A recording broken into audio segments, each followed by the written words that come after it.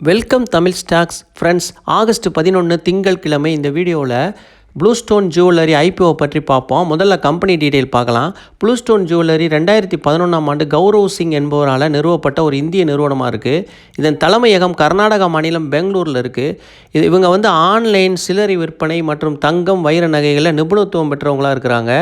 Online offline ஆகியவற்றை இணைப்பதன் மூலம் இந்தியாவின் நகைச்சந்தையில் புரட்சியை ஏற்படுத்துவதை நோக்கமாக கொண்டிருக்கிறாங்க. 3D தொழில்நுட்பம் மூலம் வாடிக்கையாளர்களை வீட்டிலிருந்தே தேர்வு செய்யும் அனுபவத்தை வழங்குகிறாங்க. அப்புறம் ப்ராஃபிட் லாஸ் ஸ்டேட்மெண்ட் பார்ப்போம். செயல்பாடுகளின் மூலம் கிடைத்த வருவாய் நிதியாண்டு 2025 40% அதிகரித்து 1770 கோடியாக இருக்குது. நிகர இழப்பு ஆண்டுக்காண்டு அடிப்படையில் சென்ற ஆண்டு 142 கோடியாக இருந்துச்சு. இந்த ஆண்டு 222 கோடியாக நிகர இழப்பு அதிகரிச்சிருக்கு. ஐபிஓ விவரம்: மொத்த மதிப்பு 1540 கோடிகள், 820 கோடி புதிய வெளியீடு ஃப்ரெஷ் இஷ்யூ, மீதம் 720 கோடி ஆஃபர் ஃபார் சேல், ஏற்கனவே ஸ்டாக் வச்சுருக்கிறவங்க விற்கிறாங்க. பங்கு கோட்டா ஒதுக்கீடு விவரம் பார்க்கலாம். QIB குவாலிஃபைடு இன்ஸ்டிடியூஷனல் பையர்ஸ், தகுதி வாய்ந்த நிறுவன வாங்குபவர்களுக்கு 75% ஒதுக்கிட்டாங்க, முக்கால் அளவுக்கு ஒதுக்கிட்டாங்க. அப்புறம் NII நான் இன்ஸ்டிடியூஷனல் இன்வெஸ்டர், நிறுவனமற்ற முதலீட்டாளர்களுக்கு 15% ஒதுக்கியிருக்காங்க. அப்புறம் ரீட்டைல் இன்வெஸ்டர் சில்லறை முதலீட்டாளர்களுக்கு வெறும் 10% தான் ஒதுக்கியிருக்காங்க. ரொம்ப குறைவாக தான் இருக்குது.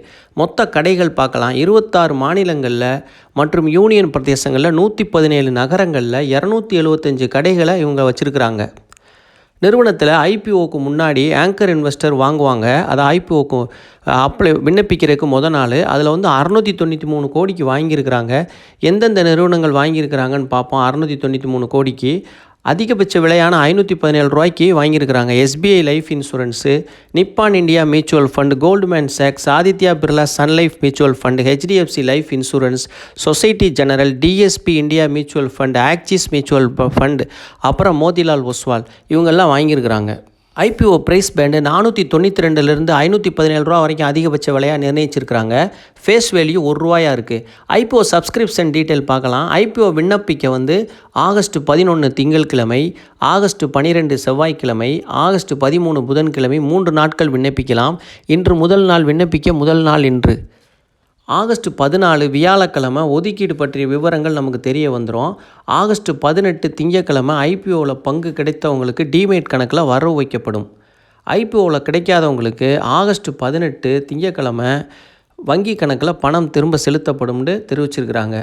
ஆகஸ்ட் 19 செவ்வாய்க்கிழமை பங்கு NSE மற்றும் BSEயில் பட்டியலிடப்படும். விற்கவும் முடியும், வாங்கவும் முடியும். ஆகஸ்ட் 10 ஞாயிற்றுக்கிழமை கிரே மார்க்கெட் ப்ரீமியம் ₹16 இருக்குது. அதிகபட்ச விலை 517 ரூபாயோட இந்த ₹16 சேர்த்தோம்னா ₹533 வருது. 4% ப்ரீமியத்தில் கிடைக்கிது. லாட் சைஸ் பார்க்கலாம். ஒரு லாட் 29 ஷேரு, 29 × 517 14,993 ஒரு லாட்டோட விலை. ஒரு ரீட்டைல் இன்வெஸ்டர் 13 லாட் வரை விண்ணப்பிக்கலாம் அதிகபட்சமாக. கிரே மார்க்கெட் ப்ரீமியம் ரொம்ப குறைவாக இருக்குது. அப்புறம் இந்த ப்ராஃபிட் லாஸ் ஸ்டேட்மெண்ட்டும் அவ்வளவு திருப்தியாக இல்லை.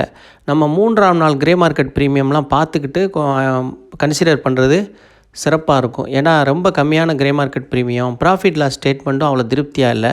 இது என்னோடய கருத்து. நீங்களும் சொந்தமாக யோசித்து ஒரு நல்ல முடிவாக எடுங்க. தமிழ் ஸ்டாக் சேனலுக்கு ஆதரவளித்த அனைத்து நல்ல உள்ளங்களுக்கும் மிக்க மிக்க நன்றி.